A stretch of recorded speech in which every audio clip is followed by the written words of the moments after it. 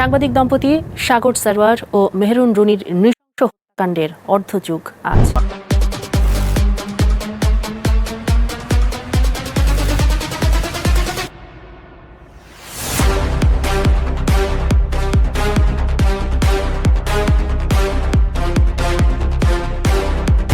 অন্তত 48 ঘন্টার মধ্যেই যাতে করে এই কারীদের যাতে ধরা যায় সেইভাবে তাদের কাজ চালিয়ে যাওয়ার জন্য আমি তাদেরকে নির্দেশনা প্রদান করছি। ইতিমধ্যে সাংবাদিকদের চাপের মুখে তখনকার স্বরাষ্ট্রমন্ত্রী সাহারা খাতুনকে তার পদ থেকে সরিয়ে নেওয়া হয়। শুধু তদন্ত সংস্থাই নয়, বদল হয়েছে স্বরাষ্ট্রমন্ত্রীও। অঙ্গীকার করেছেন ধরার, কিন্তু সবই রয়ে গেছে মুখের কথাতেই।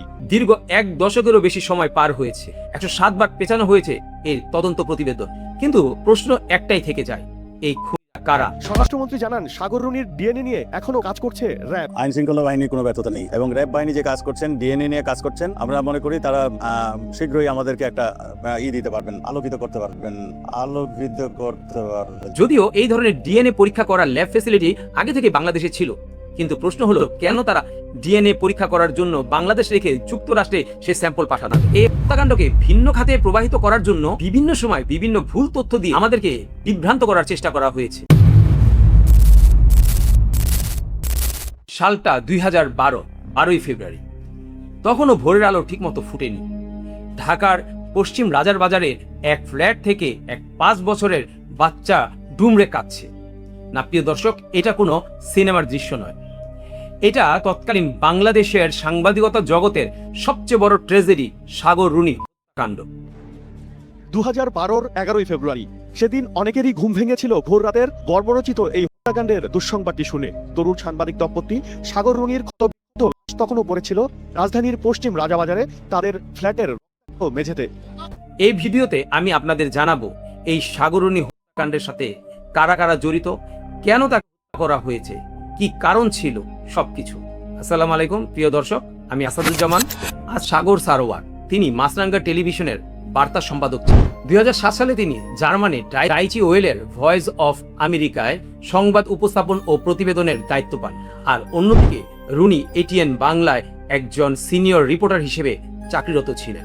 2008 সালে মেহরুন রুনি 3 বছরের ছুটি নিয়ে তিনিও জার্মান সাগরের কাছে চলে যান এবং সেখানে তারা একসাথে সাংবাদিকতা করে এবং সফলভাবে তারা সেখানে সাংবাদিকতা শেষ করে পুনরায় দেশে ফিরে আসেন এবং রুনি তার পুরনো কর্মস্থল এটিএন বাংলায় ফিরে যান। জার্মান থেকে এসে Sagar forum for energy reporter Bangladesh FERB প্রতিষ্ঠা করেন। এই প্রতিষ্ঠানটির কাজ ছিল বাংলাদেশের জ্বালানি এবং গ্যাসের যে উন্নতি ও দুর্নীতিগুলি তুলে ধরা। বর্তমানেও FERB বাংলাদেশের একমাত্র জাতীয় এনার্জি রিপোর্টার হিসেবে কাজ করছে। ইতিমধ্যে 2007 সালে সাগর ও রুনির ঘর আলোকিত করে জন্ম নেয় তাদের একমাত্র পুত্র সন্তান মাহির সাদিক মেঘ। জার্মান থেকে ফিরে এসেই তারা ঢাকার পশ্চিম রাজাবাজারের একটি এলাকায় 4তলা বাসা ভাড়া নেন। 10 ফেব্রুয়ারি 2011 মেঘের স্কুলে একটি প্রোগ্রাম ছিল, তাই তারা মেঘকে তার স্কুলে নামিয়ে দিয়ে যে যার কর্মস্থলে চলে যায় এবং সেই দিন ঠিক বেলা দুপুর 2টা বাজে রুনি বাসায় ফিরে আসে এবং বাসায় এসে তার অফিসের কিছু টুকিটাকি কাজ ছিল সেটা শেষ করে সে পরিবারের জন্য রান্না করে। সেদিন অ্যাপার্টমেন্টের এন্ট্রি রেজিস্ট্রেশন খাতা থেকে জানা যায় আনুমানিক 4:52 তাওফিক নামের এক লোক সাগর রুনির ফ্ল্যাটে যায়, কিন্তু এই অপরিচিত ব্যক্তির এন্ট্রি হিস্ট্রি খাতায় থাকলেও তার ফেরার কোনো হিস্ট্রি খাতায় কিন্তু উল্লেখ ছিল না। সেই দিন আনুমানিক 7টায় মেঘ তার স্কুলের প্রোগ্রাম শেষ করে যথারীতি বাসায় আসে এবং সন্ধ্যার পর সে তার মার সাথে বেশ আনন্দে মেতে ওঠে। আর সেই দিন সাগর বেশ দেরি করে বাসায় ফিরে, আনুমানিক 2টার দিকে সে বাসায় ফিরে। ততক্ষণে মেঘ তার নিজের রুমে ঘুমিয়ে পড়েছে। ঘটনার রাতে তাদের আশেপাশের ফ্ল্যাট থেকে জানা যায় সেদিন রাতে ডিনারের সময় সাগর ও রুনির ফ্ল্যাট থেকে অনেক লোকের কথোপকথনের আওয়াজ শোনা যাচ্ছিল, তবে এই অজ্ঞাত ব্যক্তিগুলি কারা বা কে এটা কিন্তু জানা যায়নি। অন্যদিকে তৌফিক নামের সেই অজ্ঞাত ব্যক্তির কথা একটি মাত্র রিপোর্টে বলা হলেও অন্য কোনো রিপোর্টে কিন্তু তার নাম আসেইনি। এখন প্রশ্ন হলো এই তৌফিক ব্যক্তিটি কে, আর সে কিভাবেই এইখান থেকে চলে গেল? সে কি আসলে সাগর রুনির ফ্ল্যাটে এসেছিল? সেদিন রাতে মূলত কি ঘটেছিল তা জানতে চাওয়ার জন্য অ্যাপার্টমেন্টের গার্ড পলাশকে বলা হলে পলাশ জানায় সেদিন রাতে 4তলা থেকে কান্না এবং চেঁচামেচির আওয়াজ সে শুনতে পেয়েছিল। ঠিক তার 2 ঘন্টা পর নুরুন নাহার মির্জার ফোনে একটি ফোন আসে তার মেয়ে রুনির মোবাইল থেকে। সে ভেবেছিল এটা তার মেয়ে রুনি হয়তোবা তাকে ফোন দিয়েছে, আসলে তা না, এটা ছিল মেঘের ফোন। মেঘ তার নানিকে ফোন করে বলছে, নানু তুমি তাড়াতাড়ি আমাদের বাসায় আসো, বাবা মা মারা গিয়েছে আর তুমি আমাকে এখান থেকে নিয়ে যাও। এই কথা শুনে মেঘের নানি রুনির মা তাড়াহুড়া করে চলে যায় ঢাকার পশ্চিম রাজার বাজারে তাদের ফ্ল্যাটে। গিয়ে দেখে দরজাটি লাগানো আর দরজার ওই পাশ থেকে মেঘ কান্না করছে। তখন সে স্থানীয় কিছু ব্যক্তিবর্গের সাহায্যে সে দরজাটি ভেঙে ভিতরে ঢুকে, আর ভিতরে ঢুকে তিনি যা দেখতে পারলেন তা দেখে যেন তার মনে হলো যে কিয়ামত নেমে এসেছে। সে দেখতে পারলো তার চোখের সামনেই তার মেয়ে এবং মেয়ের জামাই নিথর দেহ পড়ে আছে। সে সাথে সাথে তার ছেলে মেহেরুন রুনির ভাই নওশের আলম নোমানকে ফোন দেয়। 2026 সালে এই নওশের আলম নোমানই সাগর রুনির রেখে যাওয়া একমাত্র ছেলে মেঘের লিগ্যাল গার্ডিয়ান। নওশের আলম নোমান এসে দেখতে পায় তার দুলাভাইয়ের মেঝেতে রক্তাক্ত অবস্থায় অসংখ্যবার আঘাত করা হয়েছে তার শরীরে, এমনকি যে আঘাত করা হয়েছে সেই ছুরিটি এখনো তার শরীরে বিঁধে আছে। আর অন্যদিকে তার বোন রুনিকে খাটের চাদর দিয়ে হাত পা বেঁধে তারপর ছুরি দিয়ে আঘাত করে করা হয়েছে। বেলা আনুমানিক 10টায় তেজগাঁও থানা এবং শেরেবাংলা নগর থানার পুলিশ ঘটনাস্থলে আসে। সেখানে এসে তারা তদন্ত করে এবং প্রাথমিকভাবে তারা ধারণা করে এটি কোনো চুরি বা ডাকাতি কোনো ঘটনা, কিন্তু পরক্ষণে তারা তদন্ত করে জানতে পায় সেখানে আসলে সাগরের একটি ল্যাপটপ এবং একটি মোবাইল মিসিং আছে।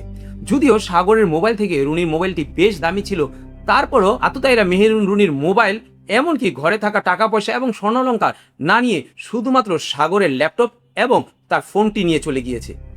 এখন প্রশ্ন হলো, কি ছিল এই সাগরের ল্যাপটপে এবং ফোনে? আর এই ল্যাপটপ এবং ফোনের জন্য কি তাদের হত্যা করা হয়েছিল? একটু ধৈর্য ধরেন প্রিয় দর্শক, সবকিছু আমি স্টেপ বাই স্টেপ আপনাদের জানাবো। এরপর প্রশাসন থেকে তদন্ত বের হওয়ার আগে সেখানে স্থানীয় লোকদের এবং সাংবাদিকদের পায়ের ছাপের কারণে বেশ অনেক কিছু আলামত নষ্ট হয়ে যায়। 2012 সালে এখনকার মতো সোশ্যাল মিডিয়া এত অ্যাক্টিভ ছিল না, কিন্তু তখন সাগর রুনির হত্যা মামলা সারা দেশকে কাঁপিয়ে দিয়েছিল। খুব দ্রুত ছড়িয়ে পড়ে তাদের এই মৃত্যুর ঘটনা। তখন সেখানে উপস্থিত হন তখনকার স্বরাষ্ট্রমন্ত্রী সাহারা খাতুন এবং তিনি এসে সবাইকে আশ্বস্ত করেন 48 ঘন্টার মধ্যেই অপরাধী যেই হোক তাকে গ্রেফতার করে আইনের আওতায় এনে তাকে শাস্তি প্রদান করা হবে। অন্তত 48 ঘন্টার মধ্যেই যাতে করে এই হত্যাকারীদের যাতে ধরা যায় সেইভাবে তাদের কাজ চালিয়ে যাওয়ার জন্য আমি তাদেরকে নির্দেশনা প্রদান করছি। কিন্তু দুঃখের বিষয়, এক যুগেরও বেশি সময় পার হয়ে গেল সে অপরাধীরা রয়েছে ধরা ছোঁয়ার বাইরে। সেই 48 ঘন্টা শেষ হয়নি অর্ধ যুগেও। গ্রেপ্তার তো দূরের কথা, এখনো জানাই যায়নি পরিচয়। সাগর ও রুনির মৃতদেহ ময়নাতদন্তের জন্য পাঠানো হয় ঢাকা মেডিকেল কলেজ হাসপাতালে। সেখানে ময়নাতদন্তের রিপোর্টে যা উঠেছিল তা জানলে যে কেউরই গায়ের লোম দাঁড়িয়ে যাবে। সেখানে ময়নাতদন্তের রিপোর্টে জানানো হয় সাগরকে প্রায় 28 বারেরও বেশি আঘাত করে করা হয়, আর রুনিকে তার চেয়ে কিছুটা কম আঘাত করা হয়, কিন্তু রুনি অতিরিক্ত রক্তক্ষরণের কারণে সেখানে মারা যান। ময়নাতদন্তের শেষে সাগর ও রুনিকে দাফন করা হয়। কিন্তু প্রিয় দর্শক, তাদের এই দাফনের সাথে সাথে কি দাফন হয়ে যাবে সাগর রুনি হত্যা মামলায় কারা জড়িত ছিল তাদের সকল হিস্ট্রি? না, আমরা আজকে এই ভিডিওতে খুঁজে বের করব কেন, কিভাবে, কারা সাগর রুনিকে করেছিল। প্রিয় দর্শক, পুরো ভিডিওটা কন্টিনিউ করার আগে আপনাদের কাছে ছোট্ট একটা রিকোয়েস্ট থাকবে, অবশ্যই এই ভিডিওতে একটা লাইক দিবেন এবং যারা এখনো সাবস্ক্রাইব করেননি আমার চ্যানেলটি তারা অবশ্যই সাবস্ক্রাইব করে দিবেন। তো এখন আমরা জানবো এই 14 বছরে কি কি তদন্ত হয়েছে এবং এই তদন্তগুলিতে কি কি গাফিলতি ছিল। প্রথমত তারা দায়িত্ব দেয় 2012 সালের 12 ফেব্রুয়ারি থেকে 15 ফেব্রুয়ারি পর্যন্ত শেরেবাংলা নগরীর পুলিশকে। পরবর্তীতে তারা দায়িত্ব দেন 2012 সালের 16 ফেব্রুয়ারি থেকে 18 এপ্রিল পর্যন্ত দায়িত্ব দেন পুলিশ ডিটেকটিভ ব্রাঞ্চকে। তারপর সেটা কিছুটা জোর করে আবার দায়িত্ব দেওয়া হয় তখনকার র্যাপিড অ্যাকশন ব্যাটালিয়ন র্যাবকে। আর ঠিক এখান থেকেই এক সন্দেহের বীজ বপন হয়। প্রশ্ন হলো, কেন র্যাবকে এই তদন্তের দায়িত্ব ভার দেওয়া হলো? র্যাব তো কোনো ইনভেস্টিগেশন সংস্থা নয়, র্যাব হচ্ছে একটি অ্যাকশন ফোর্স। অথচ যে কোনো মিস্ট্রি এবং আনসলভ কেসের ইনভেস্টিগেশন করার জন্য বাংলাদেশে রয়েছে দুটি সংস্থা, একটি হচ্ছে পিবিআই আর একটি হচ্ছে সিআইডি। অথচ তাদের কাছে সেই তদন্তভার ন্যস্ত না করে দেওয়া হলো র্যাবকে। কারণ একটাই, র্যাবের মাধ্যমে এই তদন্ত কেসের সকল ঘটনার মোড় অন্যদিকে ঘুরিয়ে আসল সত্যটাকে গোপন করা হবে। র্যাব কেসটির দায়িত্ব নেওয়ার 2.5 মাস পরে 7 থেকে 8 জনকে গ্রেপ্তার করে, কিন্তু তদন্তে তাদের কাছ থেকে কোনো নমুনাই পাওয়া যায়নি। এরপর পুলিশ সাগর রুনির হত্যা মামলার মোড় অন্যদিকে ঘুরানোর জন্য আরেকটি নতুন নাটক সাজায়। সে নাটকে দেখানো হয় একজন চোর মই বেয়ে তাদের ফ্ল্যাটে উঠে 4 ইঞ্চি বাই 4 ইঞ্চি গ্রিল কেটে তাদের ফ্ল্যাটে প্রবেশ করে এবং তাদের হত্যা করে। আর এই নাটকের প্রধান কারিগর ছিল ডিবি তখনকার এডিসি মশিউর রহমান। পরবর্তীতে জুলাই অভ্যুত্থানের পরে তাকে গ্রেফতার করা হয়। পরবর্তীতে র্যাব সাগর রুনির লাশ পুনরায় কবর থেকে উঠিয়ে ডিএনএ টেস্ট করার জন্য স্যাম্পল যুক্তরাষ্ট্রের একটি ল্যাবে পাঠায়। স্বরাষ্ট্রমন্ত্রী জানান সাগর রুনির ডিএনএ নিয়ে এখনো কাজ করছে র্যাব। আইন শৃঙ্খলা বাহিনীর কোনো ব্যর্থতা নেই এবং র্যাব বাহিনী যে কাজ করছেন, ডিএনএ নিয়ে কাজ করছেন, আমরা মনে করি তারা শীঘ্রই আমাদেরকে একটা দিতে পারবেন, আলোকিত করতে পারবেন। যদিও এই ধরনের ডিএনএ পরীক্ষা করার ল্যাব ফ্যাসিলিটি আগে থেকে বাংলাদেশে ছিল, কিন্তু প্রশ্ন হলো কেন তারা ডিএনএ পরীক্ষা করার জন্য বাংলাদেশ রেখে যুক্তরাষ্ট্রে সে স্যাম্পল পাঠালো। তার কারণ হতে পারে দুইটি। একটি হচ্ছে, যদি বাংলাদেশের এই ল্যাবে এই ডিএনএ পরীক্ষা করা হয় তাহলে আসল সত্যটি হয়তোবা কোনোভাবে জেনে যেতে পারে। দ্বিতীয়টি হচ্ছে, তারা যুক্তরাষ্ট্রের একটি অজ্ঞাত ল্যাব থেকে তাদের ডিএনএ পরীক্ষা করিয়েছে এবং তারা চাইলে সেটি তাদের ইচ্ছা মতোই দেশবাসীকে উপস্থাপন করতে পারবে। ইতিমধ্যে সাংবাদিকদের চাপের মুখে তখনকার স্বরাষ্ট্রমন্ত্রী সাহারা খাতুনকে তার পদ থেকে সরিয়ে নেওয়া হয়। শুধু তদন্ত সংস্থাই নয়, বদল হয়েছে স্বরাষ্ট্রমন্ত্রীও। অঙ্গীকার করেছেন খুনিদের ধরার, কিন্তু সবই রয়ে গেছে মুখের কথাতেই। তখন সাংবাদিক দম্পতি হত্যায় সাংবাদিক মহল ছিল বেশ উত্তপ্ত।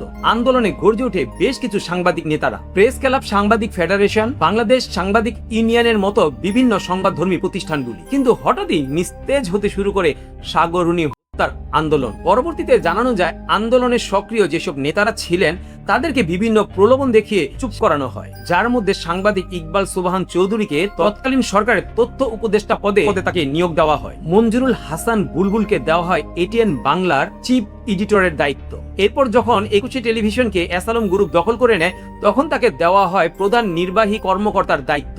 তারপর তাকে 21 বাংলা টেলিভিশনের লাইসেন্সও দেওয়া হয়। আর দিল্লির বাংলাদেশ দূতাবাসে নিয়োগ দেওয়া হয় শাবান মাহবুবকে। আশা করি এই পর্যন্ত যারা আমার ভিডিওটা দেখেছেন তারা কিছুটা হলেও বুঝতে পারছেন যে হত্যার সাথে কে বা কারা অতপ্রতভাবে জড়িত। প্লিজ নির্দ্বিধায় কমেন্টস বক্সে কমেন্ট করে জানাবে। এই হত্যাকাণ্ডকে ভিন্ন খাতে প্রবাহিত করার জন্য বিভিন্ন সময় বিভিন্ন ভুল তথ্য দিয়ে আমাদেরকে বিভ্রান্ত করার চেষ্টা করা হয়েছে। তারা একটি প্রতিবেদন তৈরি করেছিল যার মধ্যে লেখা ছিল সাগর রুনি হত্যার জন্য দায়ী হতে পারে তেল গ্যাসের দুর্নীতি প্রতিবেদন তৈরি করা। 2 নম্বরে ছিল পরক্রিয়া, 3 নম্বরে ছিল তাদের ব্যক্তিগত শত্রুতা, আর 4 নম্বরে ছিল চুরি বা ডাকাতির কারণ।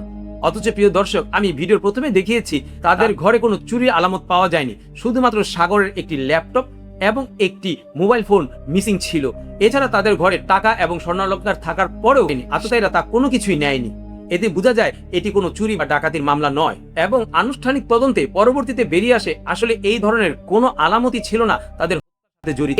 এই ধরনের ভুল তথ্যগুলি ব্যাপকভাবে মিডিয়াতে প্রচার করা হয়। উদ্দেশ্য একটাই, সারা দেশের মানুষকে বিভ্রান্তির মধ্যে ফেলা। তারা যতই মানুষকে বিভ্রান্তির মধ্যে ফেলুক না কেন, সত্য কিন্তু একদিন বেরিয়ে আসবে। আর এই মুহূর্তে আমি আপনাদের জানাবো সেই প্রতীক্ষিত আসল সত্যটি, যেটা শোনার জন্য এই পর্যন্ত আপনারা ধৈর্য ধরে বসে আছেন। সেটি হলো সাগর রুনিকে কেন করেছিল তখন। ঢাকার বুকে পিলখানা বিডিআর সদর দপ্তরে পরিণত হয় রণক্ষেত্রে। এটি কেবল একটি বিদ্রোহ ছিল না, এটি ছিল এক পরিকল্পিত গণহত্যা যা বাংলাদেশকে চিরদিনের জন্য বদলে দিয়েছে। মাননীয় প্রধানমন্ত্রী, আসসালামু আলাইকুম। এখানে বিডিআর বিদ্রোহ হয়েছে, আমি আছি দরবার হলে আমার অফিসারদের সহ আমাদেরকে ঘেরাও করে করা করছে ওরা। আমাদের অস্ত্র নাই, এই জন্য আমরা জবাব দিতে পারছি না। অলরেডি র্যাব মুভ করছে, সেনাবাহিনীও মুভ করবে। আপনি যত দ্রুত পাঠাবেন তত তাড়াতাড়ি পরিস্থিতি আমরা সামাল দিতে পারবো। বিদ্রোহের অন্তরালে জমে থাকা ক্ষোভ। জুলাই বিপ্লবের পরে 21 টেলিভিশনে সাগর রুনি ঘটনা নিয়ে একটি অডিও ফাঁস হয়। আপনারা চাইলে এখনো ইউটিউবে সেটি সার্চ করলে পেয়ে যাবেন সেখানে মূল ঘটনা কি ঘটেছিল। অনেকের তথ্য এবং বিশ্লেষণ অনুযায়ী এবং অনেকদের ধারণা যে সাগর রুনিকে মূল কারণ ছিল 2009 সালের 25 থেকে 26 ফেব্রুয়ারি পিলখানা বিডিআর হত্যার বেশ কিছু গুরুত্বপূর্ণ তথ্য এবং গুরুত্বপূর্ণ ফুটেজ ছিল সাগরের ল্যাপটপ এবং মোবাইলে। আর সেই ফুটেজের জের ধরে বলি হতে হয়েছিল সাগর এবং রুনিকে। আশা করি এর মধ্যে আপনাদের কাছে সম্পূর্ণ ক্লিয়ার হয়ে গিয়েছে যে এই হত্যা কেন ঘটানো হয়েছিল বা কারাই বা ঘটিয়েছিল। আজকের মতো এখানেই বিদায় নিচ্ছি। আরো এরকম সত্য ঘটনা জানতে আমাদের চ্যানেলকে সাবস্ক্রাইব করে রাখবেন। আর ভিডিওটা ভালো লাগলে অবশ্যই একটা লাইক দিতে ভুলবেন না।